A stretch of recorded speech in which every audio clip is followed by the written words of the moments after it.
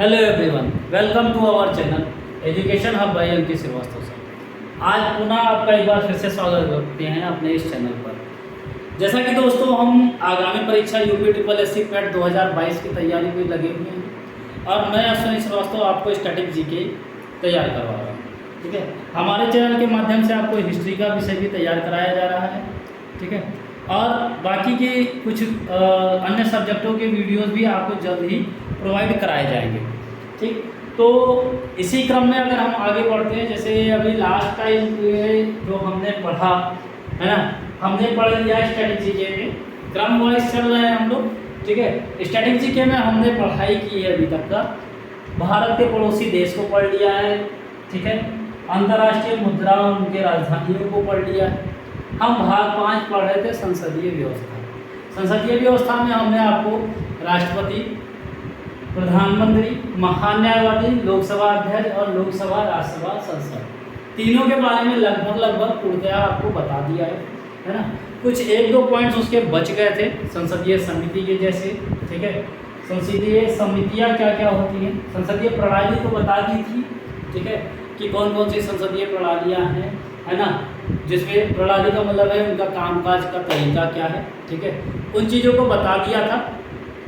ठीक है, तारांकित प्रश्न, अतारांकित प्रश्न, अल्प सूचना प्रश्न, है ना, और शून्य काल क्या होता है, इन चीज़ों के विषय में आपको पूरी तरीके से जानकारी प्रदान की जा चुकी है। अब हमारा बचता है आगे, है ना। इसी क्रम में अगर हम आगे देखें और उम्मीद करते हैं उससे पहले भी अगर देखा जाए तो उम्मीद करता हूँ कि आप लोग की तैयारी अच्छी चल रही होगी और परीक्षा में ज़्यादा से ज़्यादा आप नंबर ला सकेंगे। ठीक है, तो हम इसी क्रम में आगे बढ़ते हैं। ठीक है, तो हमको देखना था कि कुछ संसदीय समितियां होती हैं। ठीक है, क्या होती है, संसदीय समितियां होती हैं।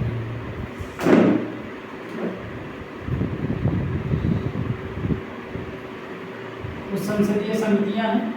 ठीक है, तो इनके बारे में अगर देखा जाए तो जैसे लोकसभा हो चाहे राज्यसभा हो, ठीक है, तो हर समिति का मतलब क्या होता है, एक ऑर्गेनाइजेशन। ठीक है, पहले समिति का मतलब ही जान जाए। ऑर्गेनाइजेशन होता है, ऑर्गेनाइजेशन का मतलब क्या होता है, जो पूरी तरीके से पूरा मैकेनिज्म होता है जो ऑर्गेनाइज कराता है किसी भी चीज़ को। तो संसद तो बहुत सारे आर्टिकल्स या जो भी चीज़ें आती हैं आपकी, है ना, कोई प्रोजेक्ट आ रहा है, कोई भी चीज़ ऐसी आती है, तो उन चीज़ों को क्या करना है, गवर्नमेंट तो लेकर के आती है, लेकिन उनको किस तरीके से फॉलोअप कराना है, उसका देख रेख कैसे करना है, ये सारा कुछ करने के लिए एक समिति बना दी जाती है। ठीक है, और उस समिति के माध्यम से और बाकी के प्रोसेस होते रहते हैं। ठीक है, तो अब इसी के क्रम में अगर देखा जाए तो जो संसदीय समितियां होती हैं दो प्रकार की होती हैं। एक आपकी होती है अस्थायी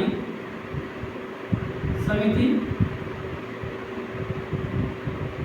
और एक होती है तदर्थ समिति। ठीक, तो अस्थायी समिति क्या होती है और तदर्थ समिति क्या होती है। जैसे अस्थायी में अगर देखा जाए तो जैसे हमारा राज्यसभा अस्थायी कभी भंग नहीं हो सकता। ठीक है, और ऐसे ही जैसे पत्थर होता है अस्थायी होता है, उसका शेप एंड साइज फिक्स होता है, ऐसे इनका भी फिक्स होता है। ये ऐसी समितियां होती हैं जो कोई भी प्रोजेक्ट है उस प्रोजेक्ट के लिए हमेशा लोकसभा हो चाहे राज्यसभा हो या इन दोनों के सदस्यों को मिला करके ये चलती रहती हैं, हमेशा रहती हैं। ऐसा नहीं होता है कि ये कभी विघटित हो या बदले। ठीक है, और तदर्थ समितियाँ क्या होती है, एक निश्चित उद्देश्य के लिए होती है। ये किसके लिए होती है, एक निश्चित उद्देश्य के लिए होती है, और उद्देश्य की पूर्ति होने के पश्चात इनका कोई वैल्यू नहीं रह जाता, उसके पश्चात ये क्या हो जाती है, समाप्त हो जाती है। ठीक है, और लेकिन अस्थायी समिति क्या रहती है, ये निरंतर चलती रहती है। ठीक है, अस्थायी समितियाँ का मतलब यही होता है कि ये हमेशा स्वयं क्या करे, हमेशा क्या रहती है, ये अस्तित्व में रहती है। ठीक है, और तदर्थ समिति क्या होती है, जो अस्तित्व जिसका सिर्फ किसी एक पर्टिकुलर टॉपिक के लिए ही इनका गठन किया जाता है, और फिर जैसे ही वो अपना रिपोर्ट सौंपते हैं वो क्या होती हैं, वो समितियाँ स्वतः ही समाप्त मानी जाती हैं। लेकिन ये समितियाँ स्वतः समाप्त नहीं मानी जाती हैं। ठीक है, जैसे इसमें अगर देखा जाए आपका लोकलेखा समिति, लोकलेखा समिति। लोक लेखा समिति कैसी है आपकी? ये अस्थाई समिति होती है, ठीक है। ये क्या होती है? अस्थाई समिति की होती है। और इसमें अगर देखा जाए तो किसी भी कोई भी ऐसा हो रहा है तो उसमें जांच के लिए जांच समिति बना दी जाती है, जांच समिति, है ना। कोई ऐसा प्रोजेक्ट आया जैसे आपके यहाँ पे कॉमनवेल्थ गेम हुआ था तो उसमें बहुत सारा घोटाला हुआ था, तो उस घोटाले को की देख रेख के लिए क्या किया गया था?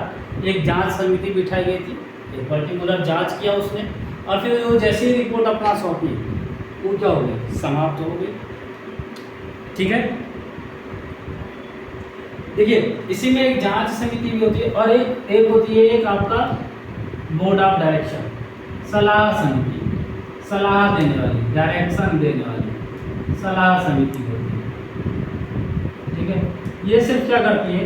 सलाह देती है, सलाह देने के पश्चात इसका भी काम खत्म हो जाता है और ये पूरी तरीके से खत्म हो जाती है। लेकिन अस्थायी समिति में ये कुछ पार्ट्स हैं, जैसे आपकी एक लोक लेखा समिति है ना। दूसरी आपकी एक प्राक्कलन समिति, क्या है? प्राक्कलन समिति। इन सभी के विषय में अभी गहनता से चर्चा करेंगे, पहले जान लें कि कौन कौन सी समितियाँ हैं। ऐसे आप डायग्राम बना करके भी आप कर सकते हैं ताकि चीज़ें फिक्स है। क्वेश्चन में आ सकता है कि लोक लेखा समिति कैसी समिति है, तो आप इजीली बता सकते हो फिर कैसी समिति है ये?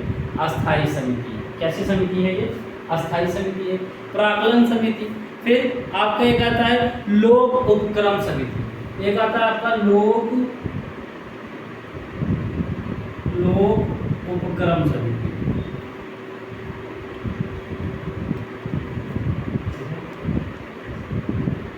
उम्मीद करते हैं चीज़ें समझ में आ रही होंगी। लोक उपक्रम समिति होती है, ठीक है। फिर एक होता है आपका विभागीय समिति और एक होती है विभागीय समिति, यानी विभागों से होती है विभागीय समिति,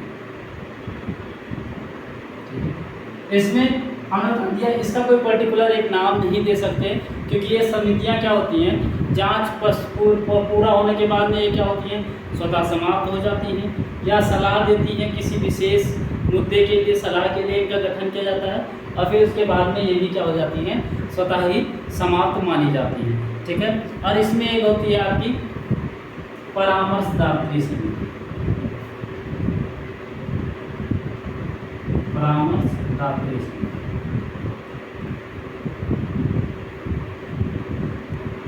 कंसल्टेंट, ठीक है।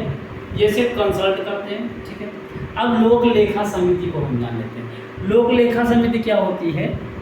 ये एक तरीके से कैसी समिति होती है? वित्तीय समिति होती है। कैसी? वित्तीय समिति होती है। इसमें कितने पर्टिकुलर पर्सन होते हैं? इसमें 22 सदस्य। कितने सदस्य होते हैं? 22 सदस्य होते हैं, जिसमें से आपके 15 लोकसभा के होते हैं, एलएस के होते हैं, और 7 क्या किस कहाँ के होते हैं बच्चों? 7 राज्यसभा। लोक लेखा समिति में 22 सदस्य क्या होते हैं? टोटल होते हैं, जिसमें से आपका 15 लोकसभा के होते हैं और 7 राज्यसभा के होते हैं। और ये जो लोक लेखा समिति स्टार्ट हुई थी, प्रारंभ हुई थी, क्वेश्चन पूछा जा सकता है, ऐसे आप लिख लीजिए 1967 ईस्वी में। यह समिति कब गठित हुई थी? 1967 में। अब देखिए 1967 में तो यह समिति का गठन हुआ। और क्या होता है? लोक लेखा समिति एक ऐसी समिति होती है जिसमें क्या होते हैं? विपक्ष दल के भी और पक्ष दल के भी सभी को चुना जाता है। इनका काम क्या होता है? इनका काम क्या होता है? सीएजी के द्वारा सीएजी के रिपोर्ट की जांच करना। ये सीएजी जो रिपोर्ट पेश करता है उसकी ये जांच करते हैं, ठीक है। देखिए ये क्या हुआ 1967 के लिए, इसलिए इसको अब माना जाता है क्योंकि पहले जब ये बनी थी, ठीक है, जब ये समिति जब पहले जब बनी गई थी, ठीक, तो इस समिति में क्या होता था कि चीज़ों को जो आपके ये होते हैं क्या कहते हैं पक्ष सत्ता पक्ष के लोग होते हैं उन्हीं के सदस्य इसमें होते थे, ठीक है।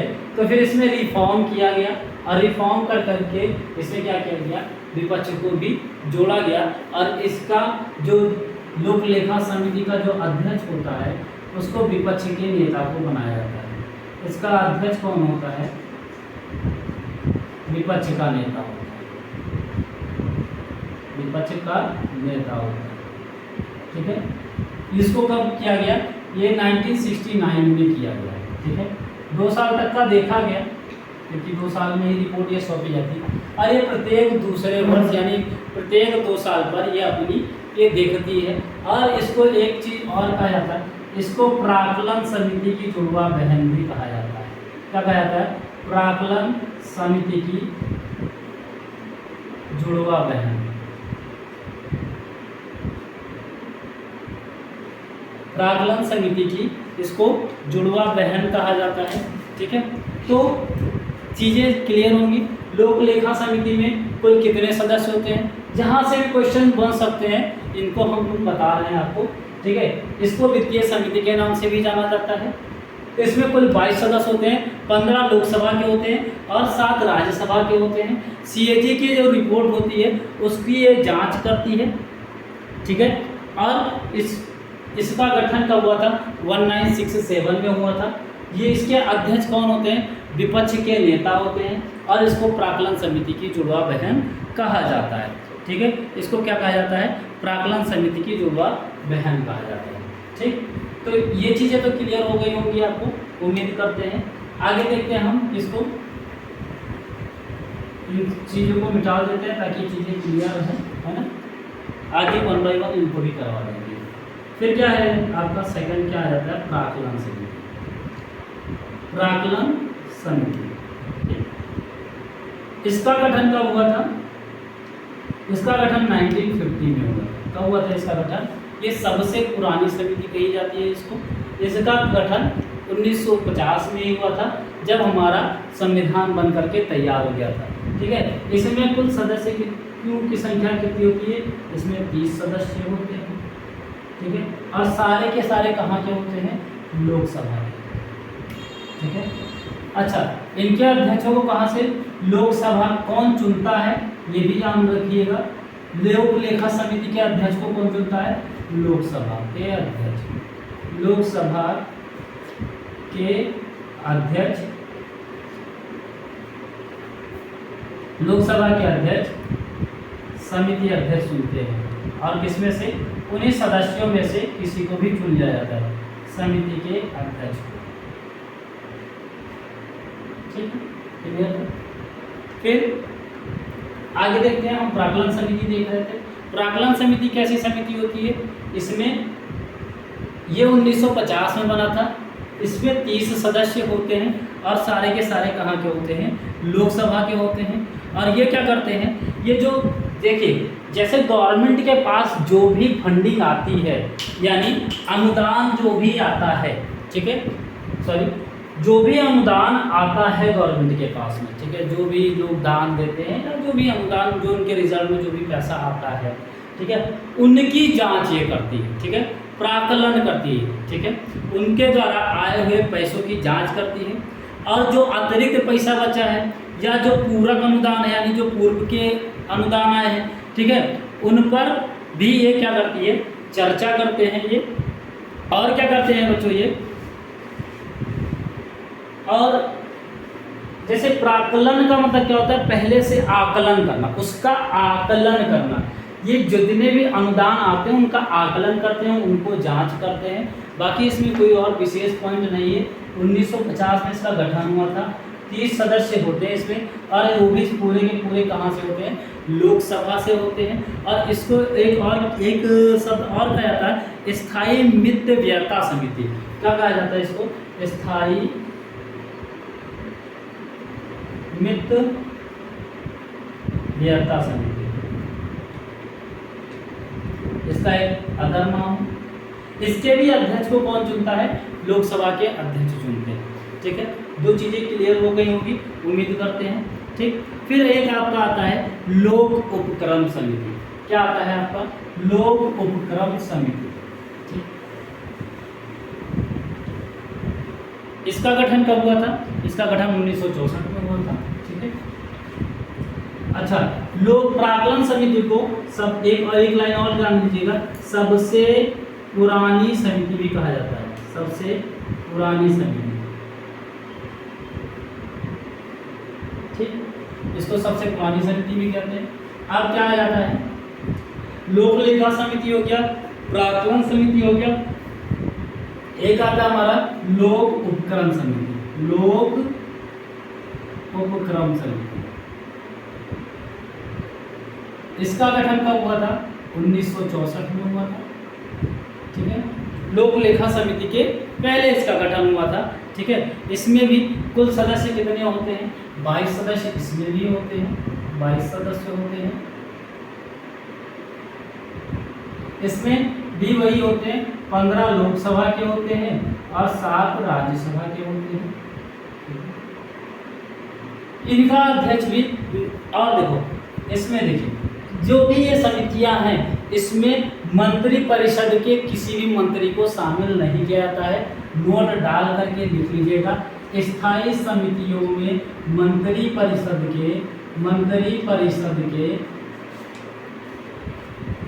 के कोई भी मंत्री सदस्य नहीं होंगे। ठीक है। कोई भी मंत्री परिषद का कोई भी सदस्य अस्थायी समिति में से नहीं जुड़ा होगा। ठीक है। सदस्यों को उसी लोकसभा के सदस्यों में से या राज्यसभा के सदस्यों में से क्या कर लिया जाता है? जोड़ लिया जाता है। ठीक है। और लोक उपक्रम समिति का काम क्या होता है? इसका ये काम होता है कि जो भी लोक के उपक्रमों के लिए जो भी खर्चे किए गए हैं उनका रिपोर्ट देखना, उनका वित्तीय रिपोर्ट की जांच करना। ठीक है। और इसका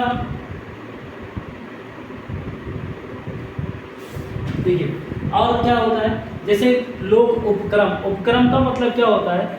किसी भी कोई बड़ी सी ऑर्गेनाइजेशन है, जैसे गवर्नमेंट का रेलवे एक ऑर्गेनाइजेशन है, लेकिन उसके जोन बांटे गए, 16 जोन या 18 जोन है, डिमांड नहीं होता क्लियरली, है ना। तो उनके जोन्स को बांटा गया, तो ये उसके क्या है? उपक्रम ही तो है। तो सरकार के द्वारा जो भी उपक्रम हैं उनमें कितना फंड जा रहा है, उनसे इनकम क्या हो रहा है, कितना फंड जाना चाहिए था, इन चीज़ों की जांच करके रिपोर्ट कौन पेश करता है? लोक उपक्रम समिति। उम्मीद करते हैं चीज़ें समझ में आ रही होंगी। और देखिए लोक उपक्रम में क्या होता है? जो भी सरकारी नीतियां होती हैं ये इसके सीमा क्षेत्र से बाहर होती है, ये याद रखिएगा। सरकारी नीति क्या होती है? जो भी सरकारी नीति होती है इसके सीमा क्षेत्र से बाहर होती है।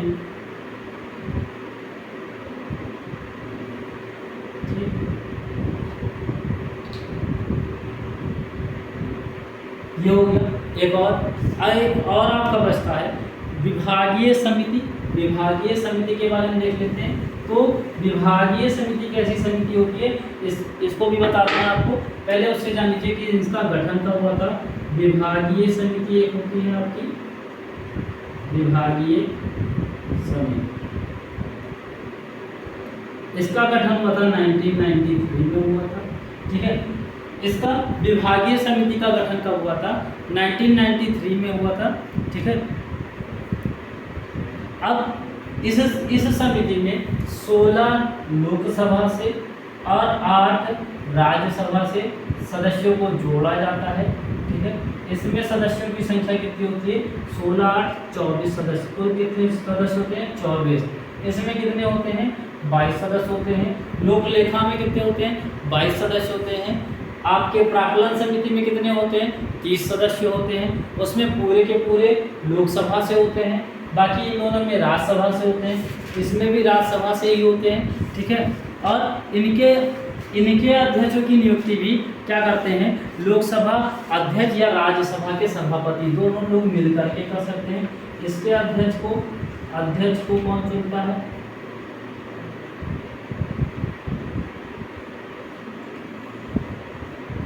इनके अध्यक्ष को कौन चुनता है? लोकसभा अध्यक्ष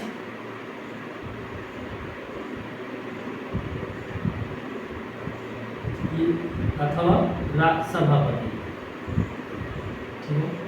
इन दोनों में से कोई भी चुन सकता है, ठीक। और इनका काम क्या होता है, इनका मुख्य काम होता है कि जो भी का मंत्रालय जो किसी भी कार्य कर, है ना, जो भी मंत्रालय में अनुदान आते हैं, जो भी मंत्रालय में अनुदान होते हैं, उनके संबंधी जो भी मांग किया जाता है, डिमांड जो करते हैं, है ना, मंत्रालयों द्वारा डिमांड किया जाता है कि भैया हमको अपने इस मंत्रालय के तहत इस प्रोजेक्ट पे काम करना है, हमको इतना पैसा चाहिए। तो उस पैसे के लिए ये पहले जांच करते हैं कि क्या इतना वाकई में पैसा लगेगा या नहीं लगेगा। तो उसके लिए विभागीय समिति होती है, यानी हर एक मंत्रालय के लिए अलग अलग होती है। माना कि जैसे आपका कम्युनिकेशन मंत्रालय है आपका, है ना, सूचना एवं प्रौद्योगिकी मंत्रालय है, ठीक है। अगर उससे देखा जाए तो उसने कहा कि भैया हमको बहुत सारे BSNL को इस बार हाई प्रोफाइल पर बना देना है, BSNL में सीधा 6G हम लॉन्च करेंगे। तो उसको लॉन्च करने के लिए हमारा प्रोजेक्ट इतना बड़ा है, इतना अमाउंट लगेगा, ये करना है। तो एक पर्टिकुलर विभाग के लिए एक विभागीय समिति बनाई जाती है, जिसमें 16 लोकसभा के 8 राज्यसभा के इतने सदस्य होते हैं, और है ना। तो ये क्या करते हैं, ये उनको पहले जांच करते हैं, देखते हैं, फिर उसके बाद में अपनी रिपोर्ट पेश करते हैं कि हाँ भैया ठीक ठाक है। अगर नहीं ठीक ठाक है तो प्रोजेक्ट को बंद कर दिया जाता है अथवा प्रोजेक्ट को आगे चला दिया जाता है। तो कुछ इतने इम्पोर्टेंस है, बाकी इससे अदरवाइज कुछ ज़्यादा पूछा नहीं जाता है। बाकी भी बहुत सारे होते हैं, कार्य मंत्रणा समिति होती है, ठीक है, विशेषाधिकार समिति होती है, परामर्शदात्री समिति होती है। तो इन समितियां ये विशेष करके पूछी नहीं जाती हैं, तो हम उनके लिए इतना हैवी बर्डन लाद करके नहीं चलेंगे, है ना। सीधा सीधा हमने जान लिया कि संसदीय समितियां कितनी होती हैं, 2 तरीके की होती है, एक अस्थायी होती है, एक तदर्थ होती है। अस्थायी के बारे में हम जानते हैं, ऐसे ही नाम से ही पता चलता है कि अस्थायी है, इसका मतलब ये परमानेंट चलती है, ठीक है। तदर्थ क्या होती है, एक पर्टिकुलर किसी उद्देश्य के लिए बनाई जाती है। जैसे इसमें जांच समिति होती है या सलाह समिति होती है। जैसे इनका जांच या सलाह खत्म होता है, ये अपना रिपोर्ट पेश करते हैं और ये समितियां स्वतः ही समाप्त हो जाती है। फिर उसके बाद में आपका लोक, जैसे आपका सरदार स्वर्ण सिंह समिति आई थी, है ना, फजल अली आयोग आया था। तो ये सारी चीज़ें क्या है आपके इसमें आएंगी, ठीक है, तदर्थ समितियां में, क्योंकि वो सरदार स्वर्ण सिंह समिति समाप्त हो गई, है ना। तो अब सरदार स्वर्ण सिंह समिति ने क्या पेश किया था, उसने कौन सी रिपोर्ट, DPSP, है ना, DPSP तो था, उसको पेश किया था, उन्होंने बताया था DPSP के बारे में। तो ये जांच समितियां, सलाह समितियां हो गई। फिर अस्थायी समितियों के कुछ पार्ट्स हमने बताया, आपको लोक लेखा समिति के बारे में बता दिया, ठीक है, आपको विभागीय समिति बता दी, लोक उपक्रम समिति बता दी, और आपको हमने और चीज़ों को भी बता दिया जो इसमें बचते हैं, ठीक है। तो कौन, अब जैसे हमने बताया लोक लेखा समिति 1967 में बनी, ठीक है। और इसका काम क्या होता है कि जो भी काम किए जा रहे हैं उनके प्रति ये एक जांच करती है। इसको प्राक्कलन समिति की जुड़वा बहन भी कहा जाता है, ठीक है, किसको, लोक लेखा समिति को। फिर लोक उपक्रम समिति हमने आपको बता दी। तो इन चीज़ों को हमने आपको क्लियर कर दिया है। आगे इसके बाद में ये टॉपिक हमारा यही समाप्त हो जाता है। आगे की टॉपिक पर हम चर्चा करेंगे, ठीक है, कि और कौन कौन सी टॉपिक्स हैं इसमें बचती है। अब इसके बाद हमारी आपका ये भाग 5 समाप्त हो जाता है। इसमें और कोई विशेष है नहीं, हमको 151 तक पूरा पढ़ना नहीं है, ठीक है। आप जितनी भी इम्पोर्टेंट चीज़ें थी आपको क्लियर करवा दिया है, इसमें बाकी कुछ बचा नहीं है। अब इसके बाद आपका आ जाता है, अगली टॉपिक आ जाती है हमारी लोग की कि महत्वपूर्ण दिन और दिवस, ठीक है। तो हम दिन और दिवस के बारे में देख लेते हैं कि कौन कौन से दिवस हमारे यहाँ मनाए जाते हैं। कुछ राष्ट्रीय स्तर के होंगे, कुछ अंतर्राष्ट्रीय स्तर के होंगे। तो हम मंथ बाय मंथ का करेंगे ताकि चीज़ें याद, वैसे पढ़ाने को बहुत सारे लोग ऐसे एक ही में मिक्सड पढ़ा देते हैं, तो चीज़ें हम भूल जाते हैं, ठीक है। जैसे वो जोन दिवस पढ़ा दिया, पृथ्वी दिवस पढ़ा दिया, एक साथ में पढ़ा दिया, तो हम भूल जाते हैं। तो हम ऐसे आप लोग भी क्या कीजिएगा, आप लोग भी ऐसे बना लीजिएगा, जनवरी माह का यहाँ डाल देते हैं, हेडिंग हमारा हो जाएगा महत्वपूर्ण दिवस, ज़्यादा से ज़्यादा लोगों को सब्सक्राइब करवा दीजिए, चैनल को थोड़ा सा और बड़ा कीजिए, ठीक है। और चैनल को मॉडिफाई करके हम बहुत जल्दी आपके सामने लाइव भी प्रस्तुत होंगे, ठीक है। तो महत्वपूर्ण दिवस में आप पे देखते हैं, जैसे हम देख लेते हैं जनवरी माह का, ठीक है। जनवरी माह में आप पहले देख लीजिए 4 जनवरी का। 4 जनवरी में पहला 1 जनवरी को तो हम न्यू ईयर मनाते हैं, उसका कोई वही नहीं है, ठीक है। 4 जनवरी को हम मनाते हैं विश्व ब्रेल दिवस। क्या मनाते हैं? विश्व ब्रेल दिवस।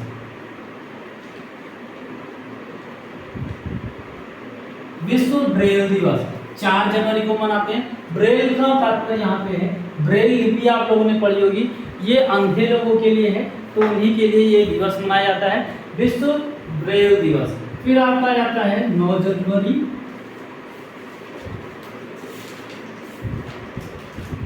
9 जनवरी को हम क्या मनाते हैं? हमारे जो सगे संबंधी बाहर हैं उनके लिए मनाते हैं इसको। बाहर क्या, जो बाहर से आने वाले हैं, जैसे हमारे कौन, NRI, नॉन रेजिडेंस इंडियंस, ठीक है। नॉन रेजिडेंस इंडियंस के लिए यानी विश्व प्रवासी दिवस। गांधी बाबा जी आए थे इस दिन, विश्व प्रवासी दिवस, उन्हीं के आने के तौर तर्ज पे इसको मनाया जाता है विश्व प्रवासी दिवस। विश्व प्रवासी दिवस कब मनाया जाता है? 9 जनवरी को मनाया जाता है। और फिर 10 जनवरी हमारी आ जाती है। 10 जनवरी को क्या मनाते हैं हम? विश्व प्रवासी दिवस हो गया। 10 जनवरी को हम मनाते हैं विश्व हिंदी दिवस। राष्ट्रीय हिंदी दिवस 5 जून को मनाते हैं, लेकिन विश्व हिंदी दिवस यानी अंतर्राष्ट्रीय स्तर का विश्व हिंदी दिवस ये कब मनाते हैं हम? 10 जनवरी को मनाते हैं। देखिए 4 जनवरी को विश्व ब्रेल दिवस, 9 जनवरी को विश्व प्रवासी दिवस, 10 जनवरी को विश्व हिंदी दिवस, 12 जनवरी को हम मनाते हैं राष्ट्रीय युवा दिवस। 12 जनवरी को राष्ट्रीय युवा दिवस, ठीक है। और ये भी किसके याद में?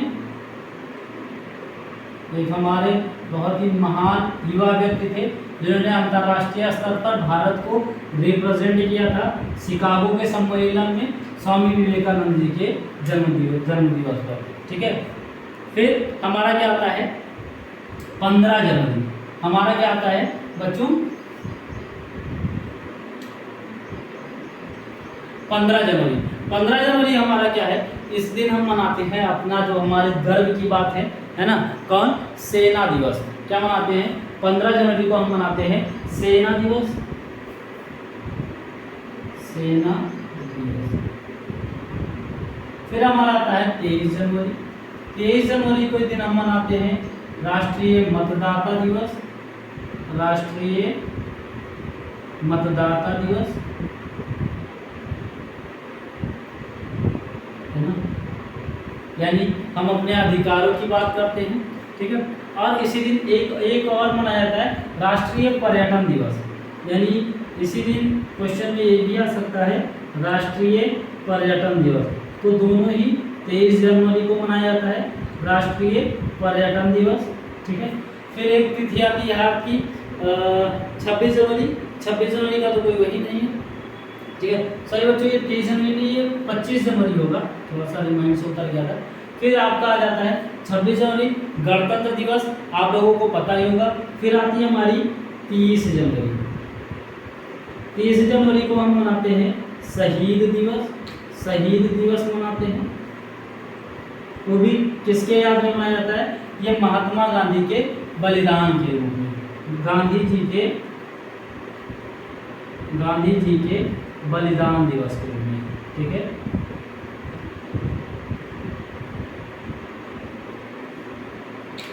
गांधी जी ने हमारे देश को आज़ाद कराने के लिए बहुत बलिदान दिया है, तो 30 जनवरी के दिन हम उनके बलिदान के लिए एक दिवस मनाते हैं, ठीक है।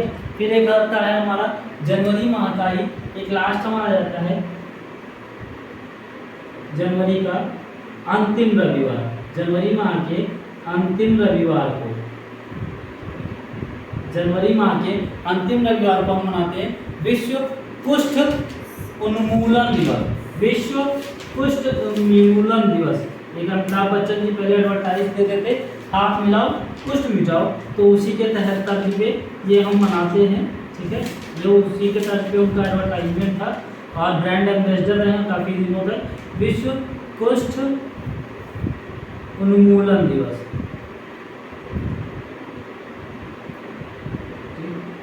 ये आपके जनवरी के हो गए। ठीक है, फिर उसके बाद में हम देखते हैं फरवरी माह में आ जाते हैं। जनवरी का तो हो गया, फिर फरवरी का हमारा कौन कौन सा होता है।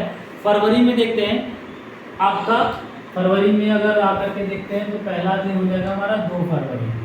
2 फरवरी डेट तो सभी को याद ही होगी, वेटलैंड डे मनाते हैं इस दिन, वेटलैंड डे या वेटलैंड दिवस मनाते हैं इस दिन। ठीक है, और फिर हमारी आती है 4 फरवरी। 4 फरवरी के दिन हम मनाते हैं विश्व कैंसर दिवस। क्या मनाते हैं 4 फरवरी के दिन? विश्व कैंसर दिवस। 4 फरवरी विश्व कैंसर दिवस।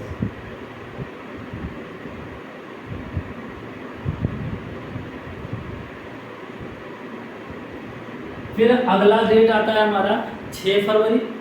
6 फरवरी कोई इतना विशेष नहीं है, फिर भी जीरो टॉलरेंस अंतर्राष्ट्रीय दिवस मनाते हैं। महिला जननांग जीरो टॉलरेंस अंतर्राष्ट्रीय दिवस। ठीक है, 6 फरवरी को महिला जननांग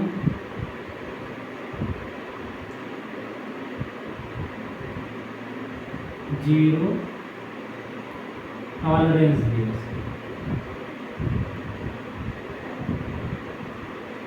ठीक है, 6 फरवरी को महिला जननांग जीरो टॉलरेंस अंतर्राष्ट्रीय दिवस।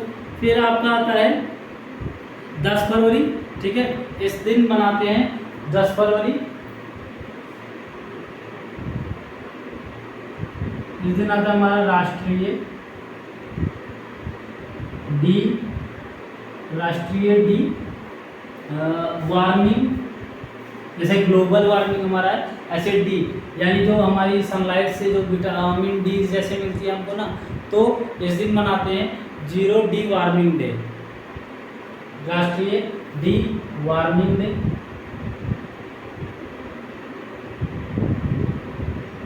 ठीक है, 10 फरवरी के बाद में हमारा आता है 13 फरवरी।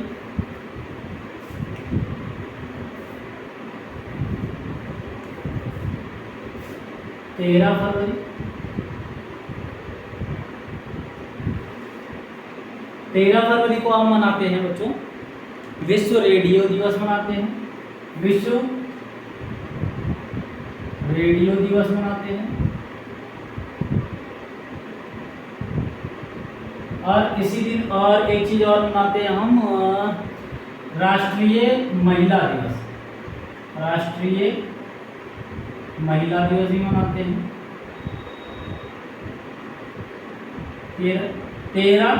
13 फरवरी को दिन रेडियो और महिला दिवस। अच्छा, 10 फरवरी को डी वार्मिंग डे भी मनाते हैं और एक और मनाते हैं हम विश्व दलहन दिवस। विश्व दलहन दिवस। ठीक है, चीज़ें कई सारे दिवस होते हैं, लेकिन आपको इम्पोर्टेंट याद रखना है। ठीक है, और ये जो राष्ट्रीय महिला दिवस है, ये हमारी जो श्रीमती सरोजिनी नायडू जी के जन्म दिवस के अवसर पर मनाया जाता है। फिर आपका आ जाता है 27 फरवरी। ठीक है, 27 फरवरी के दिन 27 फरवरी को हम मनाते हैं ऑर्गेनाइजेशन डे। ठीक है, या एनजीओ डेज। एनजीओ डेज मनाते हैं, एनजीओ डे मनाते हैं। फिर आपका आता है 28 फरवरी। 28 फरवरी को हम मनाते हैं 28 फरवरी को हम मनाते हैं नेशनल साइंस डे या राष्ट्रीय विज्ञान दिवस। राष्ट्रीय विज्ञान दिवस। ठीक है, विश्व ब्रेल दिवस 4 जनवरी को। 9 जनवरी को विश्व प्रवासी दिवस। 10 जनवरी को विश्व हिंदी दिवस। 12 जनवरी को राष्ट्रीय युवा दिवस। 15 जनवरी को सेना दिवस। 25 जनवरी को राष्ट्रीय मतदाता दिवस और राष्ट्रीय पर्यटन दिवस। दोनों मनाते हैं। फिर 30 जनवरी को शहीद दिवस मनाते हैं, गांधी जी के बलिदान के दिवस के रूप में। फिर जनवरी का जो अंतिम रविवार होगा उस दिन हम मनाते हैं विश्व कुष्ठ उन्मूलन दिवस। फिर हम आ जाते हैं अपने फरवरी में 2 फरवरी को हम मनाते हैं वेटलैंड डे। 2 फरवरी को मनाते हैं वेटलैंड डे। 4 फरवरी को मनाते हैं विश्व कैंसर दिवस मनाते हैं। ठीक है, 4 फरवरी को हम मनाते हैं विश्व कैंसर दिवस। 6 फरवरी को महिला जननांग जीरो टॉलरेंस दिवस मनाते हैं। 10 फरवरी को हम मनाते हैं राष्ट्रीय डी वार्मिंग डे या विश्व दलहन दिवस।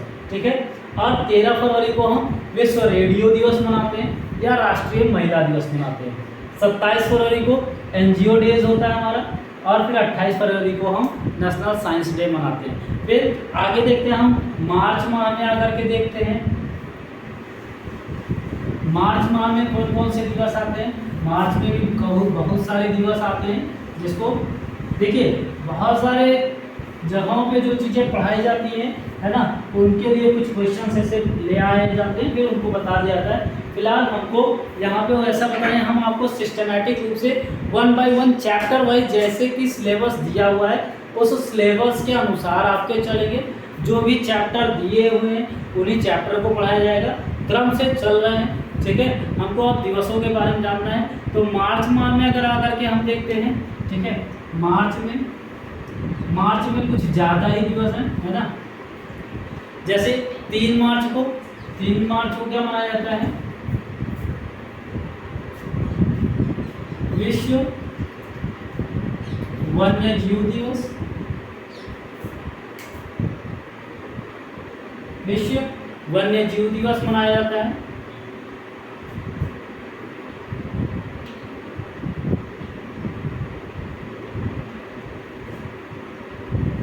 फिर 3 मार्च के बाद हम 8 मार्च को हम अंतर्राष्ट्रीय महिला दिवस मनाते हैं। अंतर्राष्ट्रीय महिला दिवस मनाते हैं। ठीक है, अंतर्राष्ट्रीय महिला दिवस मनाते हैं।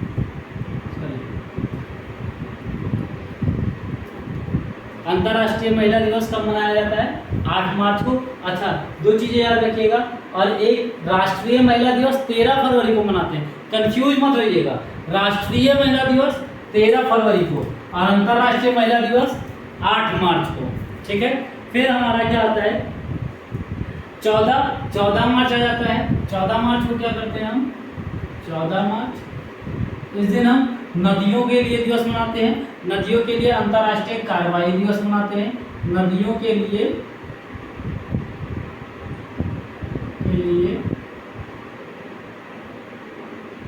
अंतर्राष्ट्रीय कार्यवाही दिवस।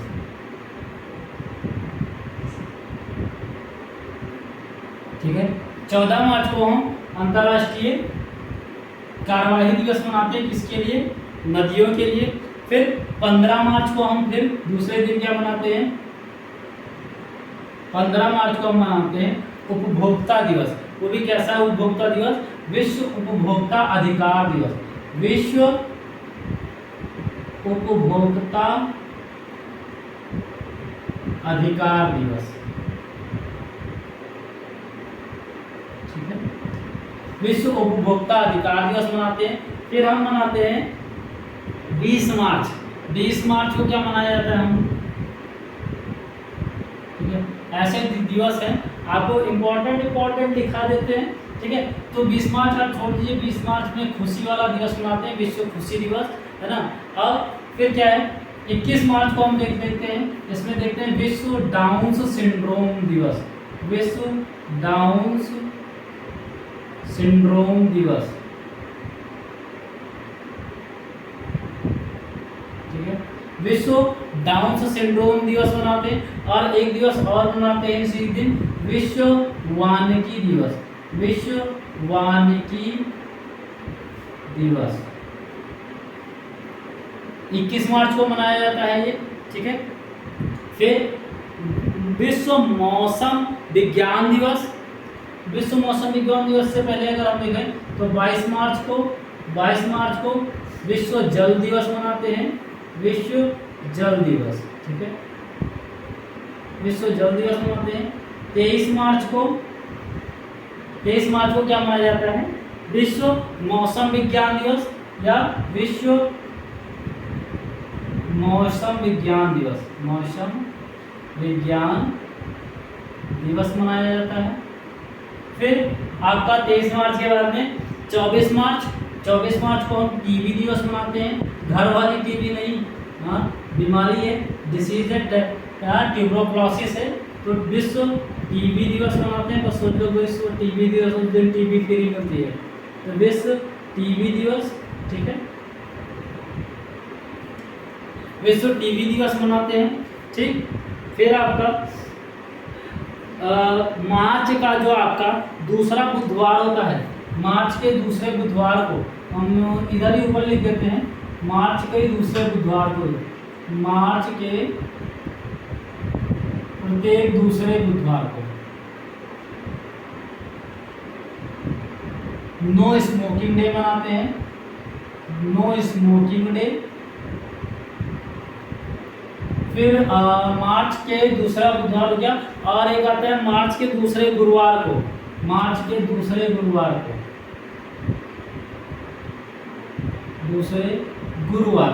यानी देखिए यहाँ से याद रखिएगा, बुधवार को सिगरेट पिएंगे और गुरुवार को हमारा क्या हो जाएगा?